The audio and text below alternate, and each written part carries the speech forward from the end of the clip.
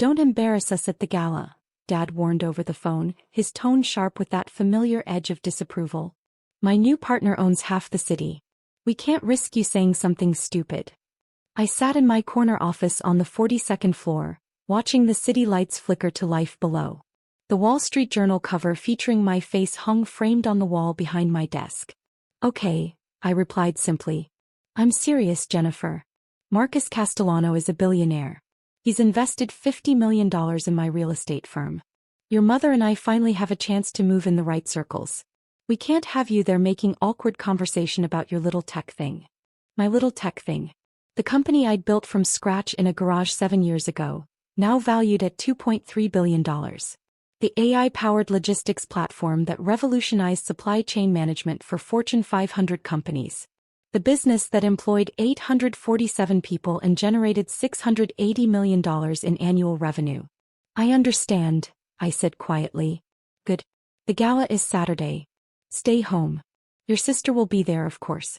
She knows how to handle herself in high society. He hung up without saying goodbye. I set my phone down and returned to reviewing the merger documents spread across my mahogany desk. Tuesday morning, 9 a.m. Marcus Castellano, CEO of Castellano Holdings, was scheduled to visit our headquarters for preliminary discussions about a $400 million merger between his logistics division and my company. My executive team had been preparing for this meeting for 6 weeks. The irony wasn't lost on me. But I'd learned long ago not to correct my family's assumptions about my life. My relationship with my parents had always been complicated, defined by a single unchangeable fact. I wasn't Jessica, my older sister. Jessica had done everything right. She'd married Richard Thornton III at 24, a man from old money whose family name opened doors across 3 states. She lived in a sprawling colonial in the same gated community where my parents had recently purchased their dream home. She drove a white Range Rover and spent her days planning charity luncheons and redecorating rooms that didn't need redecorating. I'd gone a different direction. At 18, I'd turned down the state university my parents had selected and accepted a full scholarship to MIT. Computer science? Mom had said, her voice dripping with concern. That's so technical. Who will you meet? I'd met brilliant professors, venture capitalists, and co-founders who believed in my vision. By 23, I'd launched Logicore AI from a rented garage in Cambridge. By 26, we'd secured Series B funding of $85 million. By 28, we'd gone public and I'd become the youngest female CEO of a publicly traded tech company. My parents had attended none of it. Not the product launch. Not the IPO celebration. Not the TechCrunch Disruptor Awards ceremony where I'd been named Entrepreneur of the Year. We saw the article, Mom had said once, her tone implying I'd committed a minor social faux pas. Very nice, dear. Though that photo wasn't your most flattering angle. They simply couldn't comprehend what I'd built. To them, success meant the right address, the right club membership, the right last name. My sister had achieved all 3 through marriage. I'd achieved none through choice, focusing instead on building something that mattered. 5 years ago, when I'd bought my penthouse in Tribeca for $8.9 million in cash, I'd mentioned it to Mom over brunch. That's nice, dear, she'd said, barely looking up from her phone. Jessica and Richard are renovating their pool house. $30,000 for the tile work alone. Such quality. I'd stopped sharing after that. My father, Robert Anderson, had spent 40 years in commercial real estate, managing properties for other people's firms. He'd done well enough. Comfortable upper-middle-class life, country club membership, annual vacation to somewhere warm. But he'd never broken through to the level he desperately wanted. He'd never been the man writing the checks. He'd always been the man cashing them. 6 months ago everything changed. He'd called me, excited in a way I rarely heard. I'm starting my own firm. Anderson and Associates Real Estate Holdings. I've got a major investor backing me. That's great, Dad, I'd said, genuinely happy for him. How much capital? $50 million. His voice swelled with pride. Marcus Castellano himself. He owns half the commercial real estate in the city. He believes in my vision. I'd looked up Marcus Castellano immediately after the call. Castellano Holdings. $4.2 billion in assets, commercial real estate empire spanning 17 states, recent expansion into logistics and supply chain infrastructure. My research team had already identified his logistics division, Castellano Transport Solutions, as our primary merger target. We'd been in quiet negotiations with his CFO for 2 months. Marcus Castellano had invested $50 million in my father's tiny startup firm as what appeared to be a favor or minor bet. He was about to invest $400 million in a merger with my company as a strategic business decision that would reshape his entire logistics operation. My father had no idea. The following months were a study in contrast. My father's calls increased in frequency, each one a catalogue of Marcus Castellano's virtues. Marcus said this about market trends. Marcus introduced me to the planning commissioner. Marcus is hosting a charity gala. Black tie, 500 guests, the mayor will be there. Never once did he ask about my work. At Thanksgiving, gathered around my sister's dining table, Dad held court. Marcus is a visionary, he announced, gesturing with his wine glass. He sees potential where others see risk. That's why he invested in my firm. How wonderful, Mom said, beaming. Jessica, didn't you meet Marcus at the club last week? Briefly, Jessica said, smoothing her designer dress. He was very charming. He asked about you and Dad, said you're doing impressive things. Dad's chest puffed with pride. We're closing a $12 million property deal next month. 3 office buildings in the financial district. I'd eaten my turkey in silence. Logicor had closed a $230 million contract with a major shipping company that same week. It hadn't come up. Jennifer, how's your computer work? Mom asked, the question clearly an afterthought. It's going well, I said simply. Still in that same position? I was the CEO and majority shareholder. I was the position. Yes. Well, stability is important, she said, already turning back to Jessica. Now, tell us more about the beach house renovations. Later, when I was helping clear dishes, Dad cornered me in the kitchen. The gala is in 3 weeks, he said quietly. Saturday, December 16th. Black tie at the Waldorf. Sounds nice. Marcus will be there. This is important for my business, Jennifer. He paused, choosing his words carefully. Your mother and I think it's best if you sit this one out. I'd rinsed the plate in my hands, watching water swirl down the drain. Why? Marcus moves in certain circles. There will be CEOs there, politicians, people who matter. We can't risk any awkwardness. You think I'd cause awkwardness? You know how you get at these events. Talking about technology, things nobody understands, wearing those pantsuits instead of proper gowns. He put his hand on my shoulder, a gesture that felt more controlling than comforting. Jessica knows how to work a room. You're more technical. It's not your fault. We just need to make the right impression. I dried my hands on a towel. Okay, Dad. Relief flooded his face. Thank you for understanding. This is my big break, Jennifer. Everything I've worked for. He left the kitchen without asking what I'd been working for. The following Monday, my executive assistant Sarah knocked on my office door. The Castellano team just confirmed, she said. Tuesday, December 19th, 9 a.m. Marcus Castellano, his CFO, and their head of logistics operations. Conference room A? No, Mr. Castellano specifically requested to meet in your office. He said he wants to see where the vision originates. Sarah smiled. His words. I glanced at the calendar. That's 3 days after my father's gala. Is that a problem? I thought about my father's voice on the phone, warning me not to embarrass him. I thought about years of being dismissed, overlooked, treated as the family's technical disappointment while my sister was celebrated for marrying well. I thought about the Wall Street Journal cover on my wall, the one my parents had never mentioned. No problem at all, I said. Confirm the meeting.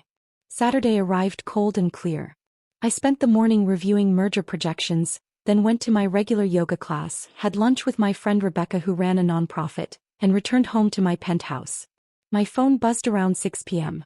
Jessica, Mom wants to know if you're upset about not being invited. Me, I'm fine. Jessica, okay, good. Dad's really nervous. This Marcus guy is apparently a huge deal. Me, he is. Jessica, Mom got a new gown. $4,000. Dad almost had a heart attack, but she said it's an investment. I looked at my own closet filled with designer clothes I'd purchased without checking price tags. Tell her she'll look beautiful. Jessica, You're being weird. But okay. I spent the evening reading a biography of Ada Lovelace and went to bed at 10. My phone showed 7 photos from the gala posted to my mother's Facebook around 11 p.m. She and Dad flanked Marcus Castellano in one shot, both of them glowing with pride. The caption read, "Honored to celebrate with visionary leader Marcus Castellano. Grateful for wonderful partnerships and bright futures." Marcus looked polished and professional in his tuxedo, his silver hair immaculate, his smile practiced. I'd seen that same smile in the Financial Times profile our research team had compiled. He was 53, twice divorced, known for aggressive negotiation tactics and an uncanny ability to identify emerging market trends before his competitors. He was also about to discover that the technical daughter his new partner kept at home was the CEO whose company he'd been courting for a $400 million merger. Tuesday morning arrived with crystalline winter sunlight streaming through my office windows. I dressed carefully, charcoal gray suit from Armani, white silk blouse, Louboutin heels. Professional, polished, powerful. My dark hair pulled back in a sleek bun. Pearl earrings my grandmother had left me. Sarah appeared at 8:30. The Castellano team is in the lobby. Security is bringing them up. Have coffee and water set up in my office, please. The merger documents should be on the side table. Already done. She paused. Are you okay? You seem different today. I smoothed my jacket. I'm fine. Just ready. At 8:55 my phone buzzed. Dad's number. The meeting with Castellano went perfectly last night, he said without preamble. He's investing another $20 million in our expansion. Jennifer, this is it. This is everything I've worked toward. That's wonderful, Dad. Marcus is the real deal. He knows everyone, controls everything. I'm so glad we kept you away from the gala. He mentioned he had a big meeting this morning, some tech merger thing. Can you imagine moving in those circles? He laughed. Anyway, just wanted to share the good news. I'm happy for you, I said quietly. Talk later. He hung up. I set my phone face down on my desk and stood to straighten the Wall Street Journal cover on my wall. The headline read, "The Algorithm Queen, How Jennifer Anderson's AI Platform Revolutionized Logistics." The photo showed me standing in our data center, arms crossed, expression confident. My door opened. Sarah stepped in, her expression carefully neutral. "Ms. Anderson, the Castellano Holdings team is here. Show them in, please." She held the door wide. Marcus Castellano entered first, flanked by 2 executives I recognized from their corporate photos. Alan Wu, CFO, and David Brennan, head of logistics. Marcus wore a navy suit that probably cost more than most people's monthly rent. His confident stride faltered for just a fraction of a second when he saw me standing behind the desk. "Mr. Castellano," I said, extending my hand. "Welcome to Logicor AI. I'm Jennifer Anderson, CO." His face went through a remarkable transformation. Confidence to confusion to recognition to something approaching shock. His eyes darted from me to the nameplate on my desk. Jennifer Anderson, Chief Executive Officer, to the Wall Street Journal cover on the wall, then back to my face. "You're..." He started then stopped. "Yes," I said simply. "Please sit down. Can I offer you coffee?" Alan Wu and David Brennan exchanged glances but moved to the conference table I'd had set up by the windows. Marcus remained standing, staring at me like I'd materialized out of smoke. "Robert Anderson's daughter," he finally said. "That's correct. He never mentioned. I mean, at the gala Saturday he said his daughter worked in tech, but..." Marcus seemed genuinely at a loss, a state I suspected was foreign to him. "He said I work in tech?" I settled into my chair, gesturing for him to sit. "That's accurate if incomplete. I founded Logicor 7 years ago. We're currently valued at $2.3 billion, employ 847 people across 4 countries, and generate $680 million in annual revenue. Our AI-driven logistics platform serves 62 Fortune 500 companies." I slid a folder across the desk. "But I assume your team has already briefed you thoroughly on our operations." Marcus slowly lowered himself into the chair across from me. His CFO Alan jumped in smoothly. "Your platform's predictive analytics have industry-leading accuracy rates. The integration potential with our existing logistics infrastructure is remarkable." "Thank you," I said. We've been impressed with Castellano Transport Solutions as well. Your last-mile delivery network is exactly what we need to complete our end-to-end service offering. We spent the next 20 minutes discussing technical specifications, integration timelines, and market positioning. Marcus gradually recovered his composure, slipping into businessman mode. He was sharp, I had to give him that.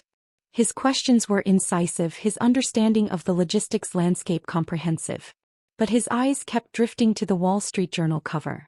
Finally, during a pause while David pulled up market projections on his laptop, Marcus leaned forward. I have to ask, he said quietly.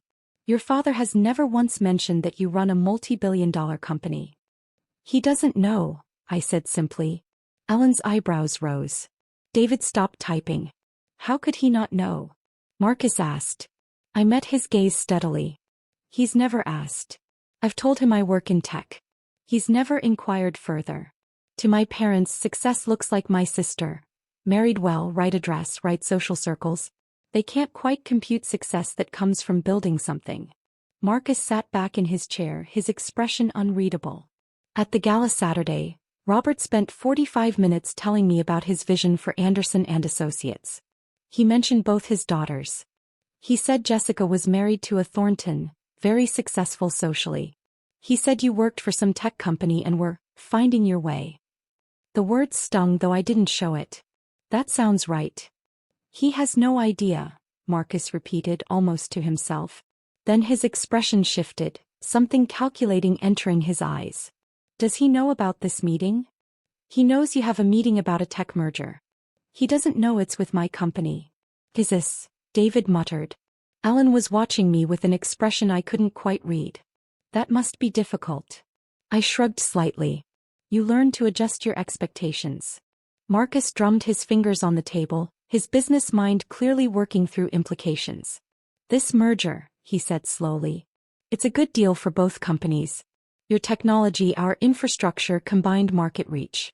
The projections show 23% revenue growth in year 1, 37% by year 3. Assuming integration goes smoothly, I agreed. It will. He leaned forward. I want this merger, Ms. Anderson. The question is, does our connection through your father complicate things for you? I'd been waiting for this question. My relationship with my parents is separate from my business decisions. If this merger makes strategic sense for Logicor and our shareholders, their opinion is irrelevant. Even when they find out? When they find out, I corrected, they'll have to reconcile their assumptions with reality. That's not my problem to solve. Marcus studied me for a long moment, then smiled slowly. It was a different smile than the practiced one from the gala photos. This one held genuine respect. Your father is a small thinking man running a small-time operation that I invested in as a favor to a mutual acquaintance. You're a visionary running a company that's reshaping an entire industry. He stood, extending his hand. I know which Anderson I'd rather do business with. I shook his hand firmly. Then let's talk numbers. We negotiated for 3 hours. Marcus was tough but fair, pushing hard on valuation and control structures but respecting my boundaries. By noon we'd outlined the basic terms. A $400 million transaction that would merge Castellano Transport Solutions into Logicor AI as a wholly owned subsidiary. I'd retain controlling interest and the CEO position. Marcus would join our board and his logistics team would integrate with our technology platform. My lawyers will draft the preliminary agreements, Ellen said, packing her briefcase. We should have something for review by Friday. We'll have our legal team standing by, I confirmed. As they prepared to leave, Marcus paused at my door. Can I ask you something off the record? Of course. Are you going to tell your father before the announcement goes public? I considered this. The merger would be announced in 2 weeks, once the paperwork was finalized. It would be front-page news in the business section. My father would see it. I'll give him a courtesy call before the press release, I said. Whether he hears what I'm telling him is up to him. Marcus shook his head slowly. For what it's worth, Robert is making a serious mistake underestimating you. He's made that mistake for 32 years. I've learned to work around it. After they left, I stood at my window looking out over the city Marcus supposedly owned half of. My phone buzzed. Dad again. Jennifer, quick question. Do you know anything about AI technology? I closed my eyes briefly. Why? Marcus mentioned the company he's merging with uses AI for logistics. Sounded interesting. Thought maybe your tech job might have some overlap. Maybe, I said. Anyway, this merger is going to be huge for him. $400 million. Can you imagine that kind of money? He laughed. We're having dinner with him next week to celebrate. Your mother is already planning her outfit. That's nice, Dad. You should really try to understand business better, Jennifer. Marcus Castellano is the kind of man you should study. He turned $50 million into a logistics empire. I looked at the Wall Street Journal cover. At the Forbes profile from last month naming me one of the top 50 most influential CEOs under 40. At the shelf of industry awards my executive team had insisted on displaying. I'll keep that in mind, I said quietly. The next 2 weeks moved quickly. Lawyers negotiated contract details. My executive team prepared integration plans. The board of directors approved the merger unanimously, excited about the expansion potential and impressed with Castellano Holdings' infrastructure. My father called twice more, each time bubbling with excitement about Marcus Castellano's brilliance. He's taking me to the Metropolitan Club next week, he said. Do you know how hard it is to get membership there? But Marcus, he sponsored me. Your mother is over the moon. That's wonderful, I said, reviewing merger documents while he talked. He mentioned the tech merger again. Said the CEO is some young woman who built the company from nothing. Reminded him of himself 20 years ago, he said. Dad laughed. Can you imagine? A woman running a multi-billion-dollar company. Times certainly have changed. Yes, I said. They have. I didn't tell him. Part of me wanted to hear his reaction when he realized the CEO Marcus was praising was his own daughter. But a larger part of me wanted him to discover it the same way he'd approached my entire life. Through public announcement without personal connection, when it was too late to claim he'd known all along. Jessica called the night before the announcement. Mom wants to know if you're free for brunch Sunday. She's inviting the Castellanos, Marcus and his girlfriend. Very exclusive.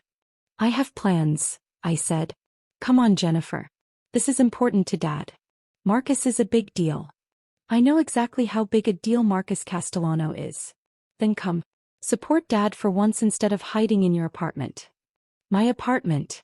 My $8.9 million penthouse that she'd never visited because she'd never asked. I'll try, I said, knowing I wouldn't. Friday morning, December 29th at 9 a.m. Eastern, Logicore AI and Castellano Holdings jointly announced a $400 million merger. The press release went out simultaneously to the Wall Street Journal, Financial Times, Bloomberg and Reuters. Logicore AI, the industry-leading logistics technology platform founded by CEO Jennifer Anderson, announced today a definitive agreement to acquire Castellano Transport Solutions for $400 million in cash and stock. My phone started ringing at 9:03 a.m. Jessica first. Jennifer. Oh my God. Is this you? Yes. The merger. With Marcus Castellano. You're the CEO? Yes. How did I not know this? How did Em not know this? No one asked. She was quiet for a beat. Have to go. Mom is calling. She hung up. My phone immediately rang again. Jennifer and Anderson, what is the meaning of this? Good morning, Mom. The Wall Street Journal. Your face is in the Wall Street Journal. With Marcus Castellano. It says you're acquiring his company for $400 million. That's correct. The merger closes in 60 days pending regulatory approval. You never told us you were a CEO. I told you I work in tech. You said you work for a tech company. Not that you own one. You never asked for clarification. Don't you dare make this our fault. Her voice rose. Your father is having a heart attack. Do you understand? Marcus Castellano invested $50 million in his firm and now Marcus is calling him saying he just did a $400 million deal with his daughter and your father had no idea his daughter was even in business. I've been in business for 7 years. We thought you were a middle manager or something. We thought. She stopped and I could hear my father's voice in the background, loud and agitated. Your father wants to talk to you. A rustle as the phone changed hands. What the hell, Jennifer? Dad's voice was tight with barely controlled anger. What the hell is this? It's a merger, Dad. Good for both companies. Marcus called me personally. Do you know what that was like? Having him ask why I never mentioned my daughter ran a multi-billion-dollar company? Having to admit I had no idea. I told you I work in tech. You said you work in tech. Not that you're some big shot CEO. Not that you're on the cover of magazines. Not that you're doing $400 million deals. He was shouting now. Do you have any idea how this makes me look? Marcus thinks I'm an idiot. He said, your daughter is remarkable, Robert. You must be so proud of what she's built. And I had to stand there like a fool because I didn't even know what she'd built. You could have asked any time in the last 7 years. Don't put this on me.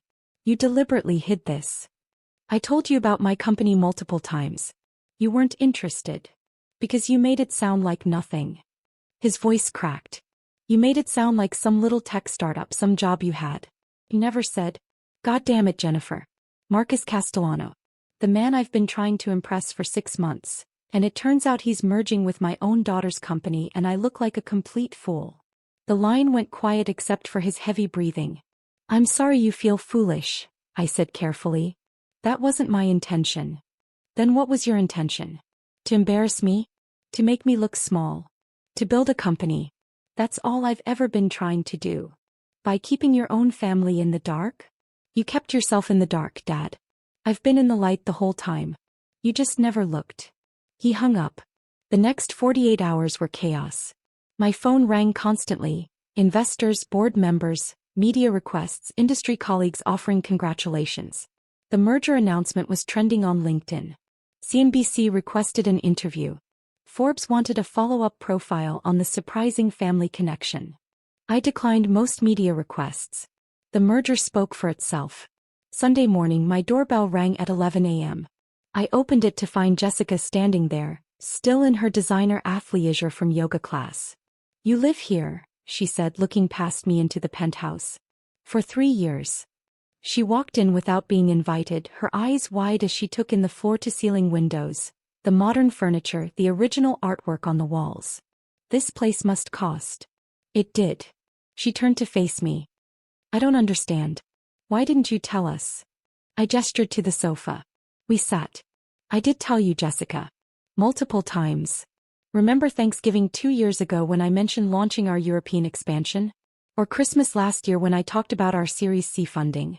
Or literally any time in the last 7 years when I tried to share what I was working on? You never said you were the CEO.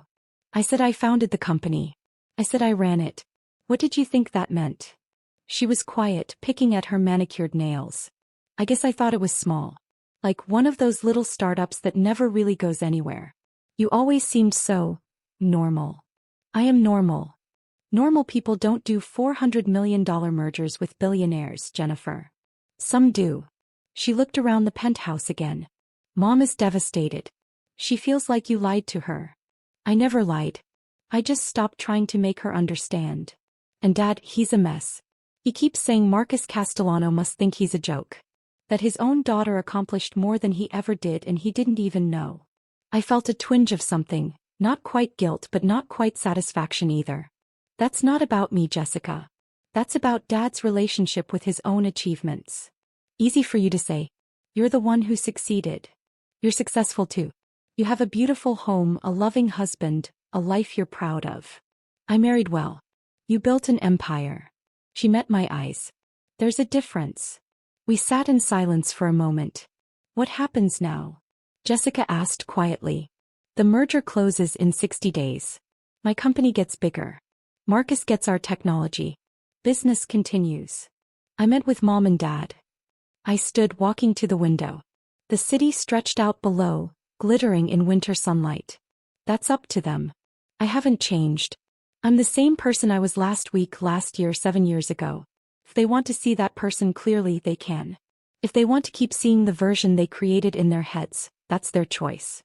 Jennifer. I spent 32 years trying to make them see me, Jessica.